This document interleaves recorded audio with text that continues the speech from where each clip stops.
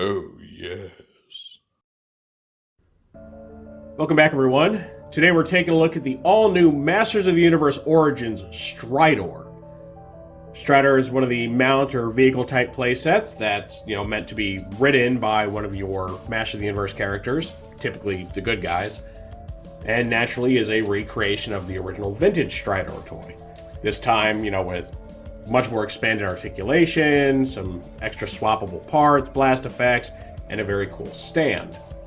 Currently starting to show up at Targets primarily, and maybe even on some online retailers, though none of the ones I had pre-ordered through got them in stock, which is why they're now canceled. But this is one of the larger figures I've been waiting on because I just think the idea of a big old robotic horse, for your guys to mount is pretty cool. So, if you've seen my reviews before, you know this goes. We're going to take a look at Stridor's packaging, then we'll open it up, we'll see if there's any instructions or anything. There might be, because he's a vehicle. I don't think there's a comic. And then we'll see Stridor himself. We'll check out his accessories, his posability, action features, all that. Naturally, I'll be doing some group shots and comparisons today. And then at the end of the video, I'll get my final thoughts. So Stridor comes in this large windowed box here with the little flap up top. And as usual, it's got some really great artwork. You can see here, you got He-Man riding Stridor into battle. You got Fisto standing in front of him. You got Skeletor riding, I always forget the name of those little whirly things. You got what appears to be Screech there. And then we have a really interesting little cameo here.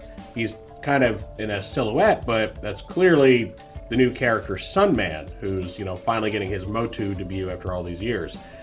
Ironically, even though he's Sunman, he's flying in front of the moon in eclipse and shadow. Seems kind of counter to his whole thing, but okay.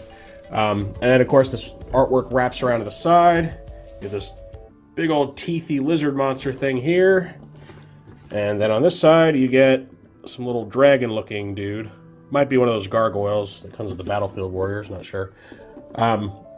So, everything looks really cool. You get to see Stridor with most of his parts laid out here. This shows you, how to attach his blast effects there. And then we flip it around to the back for even more awesome artwork. You get He-Man riding Stridor again. Bring this camera up a little bit so you can see that better. So yeah, you get He-Man brandishing his sword atop Stridor. You get Zor this time instead of Screech. And then you get Castle Grayskull in the background. And you get some flavor text here in the corner. It says, "One half warhorse, one half war machine. Stridor carries the heroes of Eternia to victory." Whew, just gets you pumped, right? All right, here we get his little action feature callouts. Replaced with second helmet, which is pretty cool. Posed in a powerful battle position. So similarly to like the Wind Raider and stuff, he gets this clear little adjustable stand to allow him to, be in these different poses, have him rearing up, looking very cool. Now this one kind of surprised me because here it says attached to floor of Castle Grayskull. Now I had heard in reports leading up to this guy's release that his stand was actually meant to combine with that of the Wind Raider.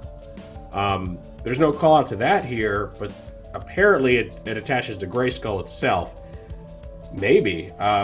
Honestly, with every time they've released a figure that has like one of these stands, it's always this conflicting information as far as what it's actually compatible with, right? We had heard that the Battlefield Warriors set, could connect to Grayskull, but it actually can't. The Wind Raider thing was purportedly, going to connect to the Battlefield Warrior stand, but it can't. But part of it can attach and, attach to Grayskull. And then we had heard that this stand attaches to the Wind Raider, but maybe it doesn't. Maybe it only attaches to Grayskull. Maybe it attaches to both. We'll find out once we open this. So that's really interesting how they keep kind of confusing this with the marketing. All right, and then over here we get our cross cells, and we got quite a bit going on here. We get our two new deluxe figures for the 7th wave. You get Flying Fist's He-Man and Terror Claw's Skeletor, which, as of recording this, they don't seem to be out yet anywhere. Then we get Stridor himself, and then the new figures down here for the core assortment. You get Sorceress, who is just a recolor of the one that comes with Grayskull. Buzz-Off, Mini Comic Stratos with his more flesh-toned, feathery body. And then Jitsu, the evil foil to our man Fisto. So, again, the boxes never disappoint with these. They're always very, very cool. And, yeah, now that we've seen the outside, let's go ahead and open it up.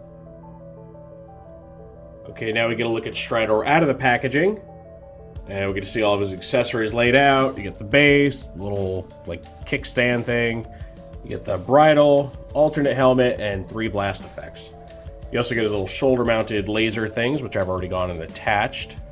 They just kind of plug in with like a 5mm port there, and they just rotate on that port. And fall out too. It's a tight fit, right? Because it's got one of those like hexagonal holes right there, which always makes for a pretty tight squeeze with a round peg. Which, I mean, I guess it's good for ensuring it doesn't, you know, it's not too loose, but it makes it a little hard to turn. The base, we can go ahead and just attach this here if we want to. Plug it in like so. That'll enable Stridor to get some nice poses in. The bridle has the little like chew bit thing right here, and Stridor's mouth is actually spring-loaded. Look at that. So you can, you know, just kind of pop this in there and it'll hold it nice and firmly, which is awesome. You can also swap out his helmet if you want to. Take it off. That's what he looks like underneath. A little derpy. Put this more full battle helmet on with the big like horn in the middle. And this actually seems to replicate the one that came with the Classics release of Stridor, which, as far as I can tell, was just an original creation just to kind of flesh him out a bit. I don't know of any fiction where that helmet's used. I could be wrong. And then when it comes to the blast effects, they all seem to be pretty much the same, and they just kind of slide on here. There's a little back turret, which does turn. It's kind of cool. It has kind of a neutral stopping position. So you just get that on there. Put the other ones on his front-facing laser cannons. Try to get him to stay on. Alright, so there's that. There's him just going full bore on something or other. Slide this out of the way, and we can check out the posability. We just saw the turret here. The tail swings back and forth. Pretty nice. The legs are fully articulated, unlike a certain Battle Cat. So, you know, they move at like the shoulder area or hip area, the knee bend, and ankle rocking. So they got all that, which is great.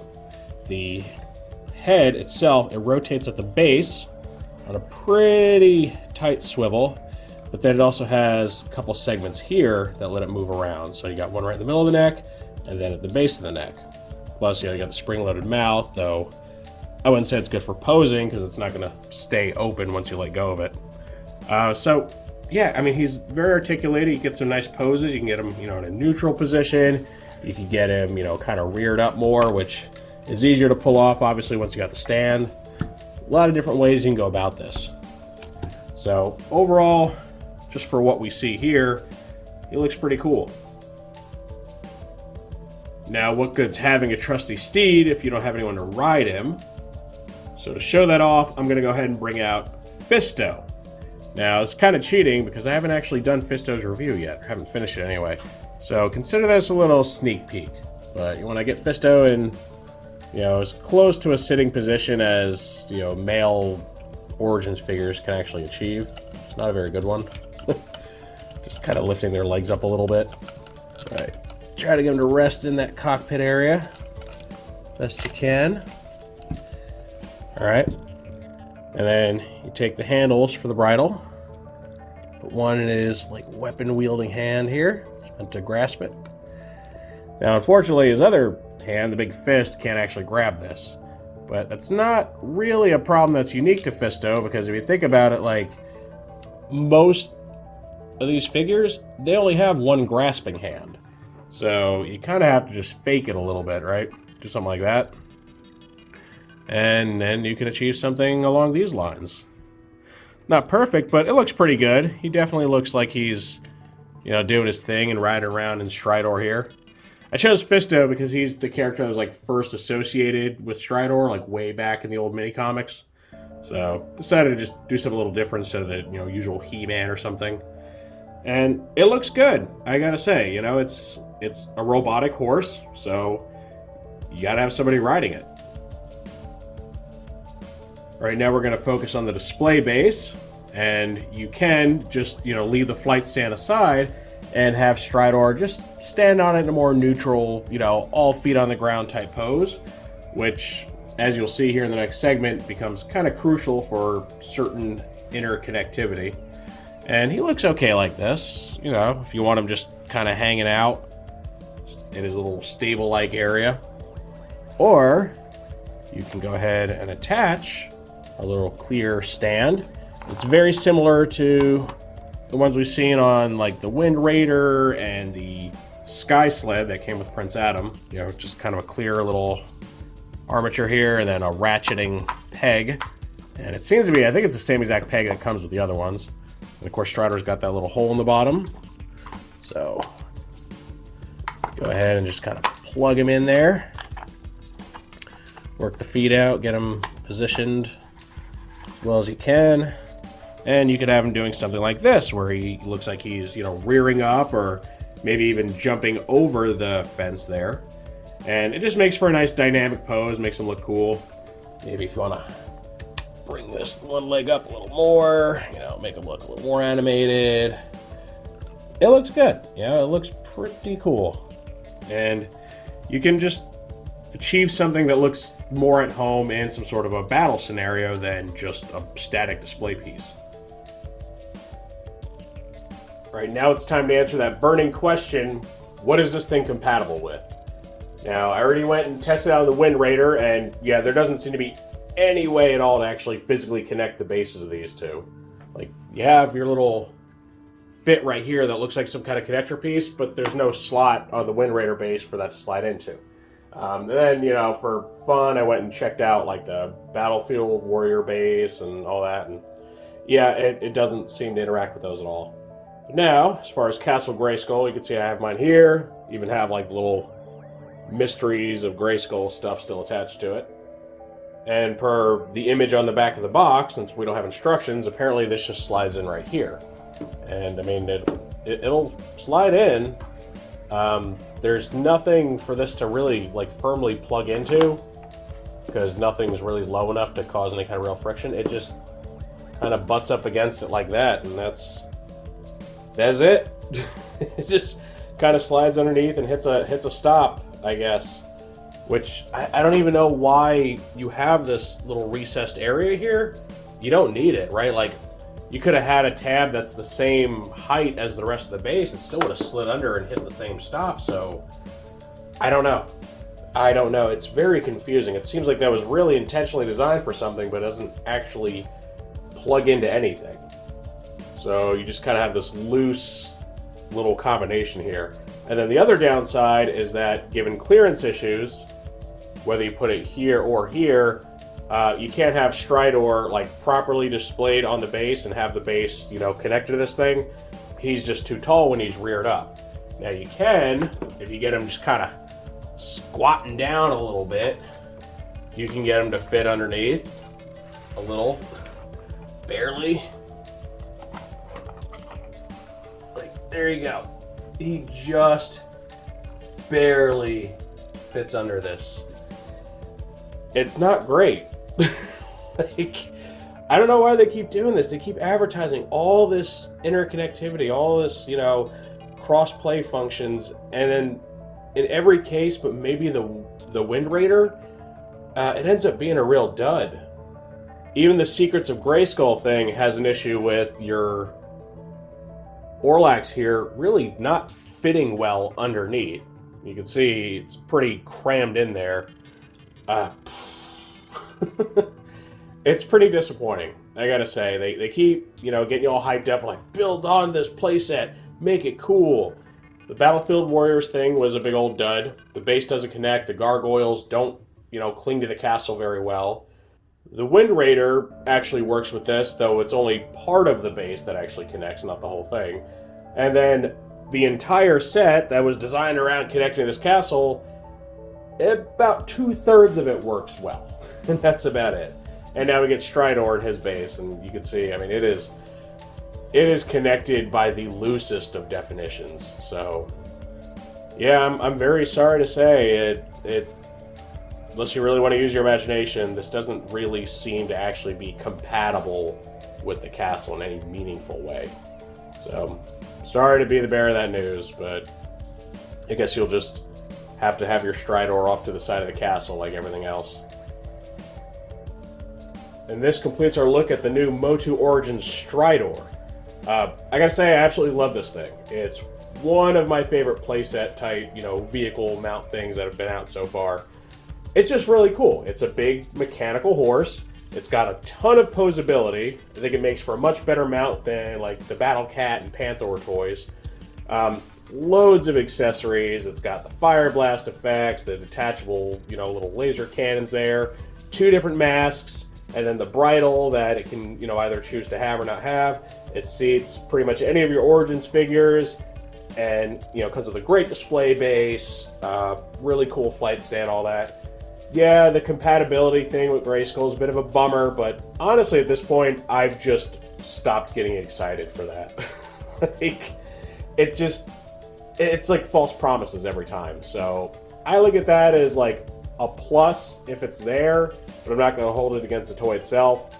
It just seems that they're really bad at making things that actually interact with the Castle Grayskull playset. So for what we get, it's great.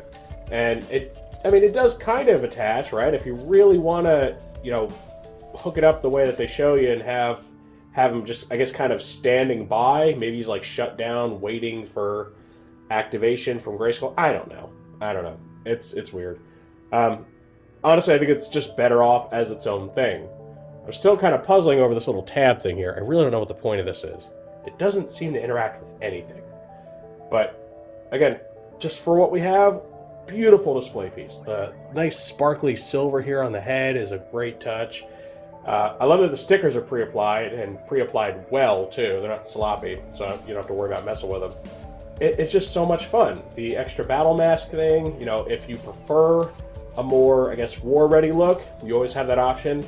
I tend to lean toward going with, the original configurations, original looks for the Origins toys, because I'm trying to recreate that classic toy line. But you have the choice to do something a little bit different. And at $30, it's not a bad deal. It's about what a vehicle, would cost. A little more than, say Battle Cat, but there's a lot more going on here than what you got in Battle Cat. And honestly, it's bigger than I thought it'd be. Getting it in hand, I realized, oh, this guy is not small. It's a hefty piece. So I very much think that anybody who collects MOTU should get this guy for their good guys. He's just really cool. Probably the best mount that they've put out so far, if not, in the entire line. So, it's up to you at the end of the day, but I think you'll be very, very happy if you pick this up. Of course, that is just my take on Stridor, so now I want to know what you all think of him. Are you eager to pick this guy up now that he's starting to show up in stores? Have you always wanted to get like a new take on Stridor, and are you happy with the way this turned out? Or do you not like it? Either maybe you don't like the way that this thing turned out, even though it is a pretty faithful recreation, or you're just not interested in Stridor, maybe you think a robot horse is dumb. Any and all feedback is always welcome in the comments section. If you enjoyed this review, make sure to toss it a like. Let YouTube know you want to see more stuff like this. If you do want to see more like this, make sure to subscribe and hit that notification bell so you always get a heads up when I post something new. I thank you for joining me for this look at the brand new Masters of the Universe Origins Stridor. And with all that said, I will see you next time.